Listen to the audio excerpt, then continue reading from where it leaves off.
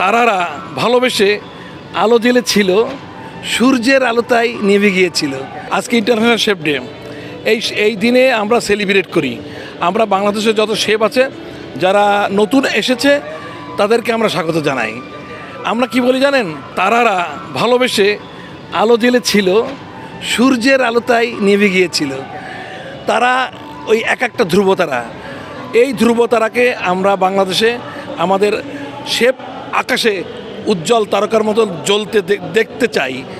তাই আমরা স্বাগত জানাই। অবশ্যই এর একটা ভালো ভবিষ্যৎ আছে, যে ভবিষ্যৎটা কেউ জানেই না, কেউ ইমাজিন করতে পারে না। এই মুহূর্তে সারা পৃথিবীতে এত পরিমাণ শেফদের ডিমান্ড। অ্যাকচুয়ালি পৃথিবী কিন্তু স্কিল লোক খোঁজে, আর শেফ এমন একটা স্কিল যা পৃথিবীতে সর্বোচ্চ ডিমান্ডেবল একটা জব। এই জবে আপনারা আসেন, আমাদের সঙ্গে সেলিব্রেট করেন। আমরা চাই শেফ দুনিয়ায় আপনারা আসেন, বাট শেফ দুনিয়া এত সহজ না। এর জন্য একটা লম্বা রাস্তা পাড়ি দিতে হয়, অনেক পরিশ্রম করতে হয়, তারপরে সফলতা আসে।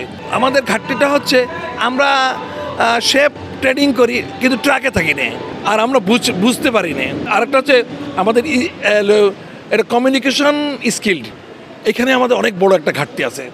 তো আমরা এই ঘাটতিগুলো যদি পূরণ করতে পারি, আর রাষ্ট্রীয়ভাবে যদি পৃষ্ঠপোষকতা থাকে আমাদের, তো বাংলাদেশ শেফ প্রফেশন অনেক দূর আগে যাবে, যেটা ইউরোপ এবং উন্নত বিশ্বে শেফ প্রফেশনটাকে ওরা 1 নম্বর রেখেছে, এরকম জায়গায় রাখতে পারে। এই পেশায় আসার হচ্ছে রান্নাবান্না আমার খুব পছন্দ, আর আমার যে এক্সপিরিয়েন্স যে রান্নাবান্নাগুলো সেগুলো শেয়ার করার জন্য আসছি, বা কাউকে শেখানোর জন্য আমি আসছি। শখের বসে এখানে চলে আসা। শখ আমার পেস্ট্রিয়ান মানে আমার সুইট জিনিস বানাতে বানাতে শখ করে আর কি, যে এত কিছু শিখেছি আমি দেশ এবং দেশের বাইরে অনেক জায়গায় করেছি। তো পরে চিন্তা করলাম যে না, প্রফেশনালি এটার ভিতরে যাওয়া উচিত।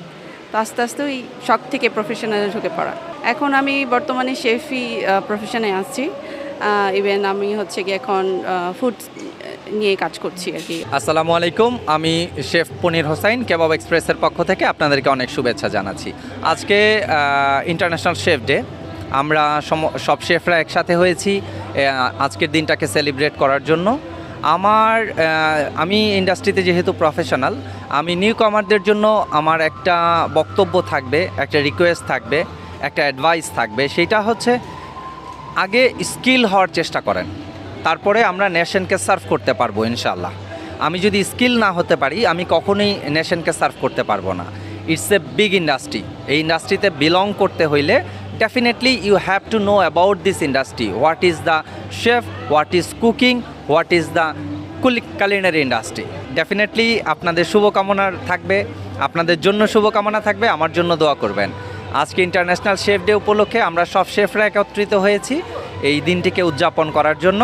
বাংলাদেশের যেহেতু আমাদের ম্যান পাওয়ারটা তো সব জায়গাতে দরকার, আর যেহেতু স্কিল প্রফেশন, আমার মনে হয় বাংলাদেশের ছেলেমেয়েরা পড়াশোনার চাইতে ভিজুয়াল লার্নিংয়ে বিশ্বাস করে। যেমন আমি ভিজুয়াল লার্নিংটা খুব পছন্দ করি, পড়াশোনা করতে আমার কখনোই ভালো লাগে নাই। তো আমার মনে হয় it's a good better opportunity for every Bangladeshi young generation. Sorry, আমার বাবা মারা রাগ করেন না, কিন্তু আসলে যদি আপনার ছেলে মেয়েদের যদি ভিজুয়াল লার্নিংয়ের অ্যাক্টিভিটিসগুলো থাকে, this is the right spot for them, এবং এটাতে গ্রোথ করার হিউজ অপরচুনিটি এন্টায়ার ওয়ার্ল্ড। আমাদের দেশে প্রশিক্ষিত শেফ নাই সেটা ঠিক না, আমাদের দেশে আছে বা হচ্ছে, আরও হতে হবে। কারণ আমরা যদি শ্রীলঙ্কা, ইন্ডিয়া, পাকিস্তান বা নেপাল এদের সাথে কম্পিটিশন করতে যাই, তা আমরা কিছুটা পিছিয়ে, বিকজ আমাদের এডুকেশনাল যে কারিকুলামগুলো আছে এগুলোকে একটু আপডেট করতে হবে।